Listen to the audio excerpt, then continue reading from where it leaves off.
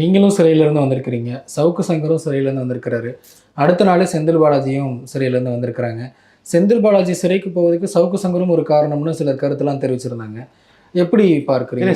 சிறையிலேருந்து திரும்பியிருக்காங்க எல்லாருமே, S. But ஆனால் இது இது இது ரெண்டுக்குமே என்னுடைய பிணை உட்பட 3க்குமே சுப்ரீம் கோர்ட்டுடைய ஒரு பங்கு இருக்குது.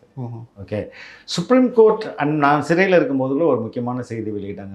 அது ரொம்ப முக்கியமான செய்தி என்னென்னா, பெயில் இஸ் யோர் ரைட், அது உங்களுடைய உரிமை. ஜெயில் வந்து ரொம்ப எக்ஸப்ஷன். பெயிலில் சிறையில் இருக்க பெயிலில் நம்ம சிறையில் இருக்கோம்ல, அது வந்து தண்டனையின் ஒரு பகுதி அப்படின்னு நீதிமன்றங்கள் கருதக்கூடாது.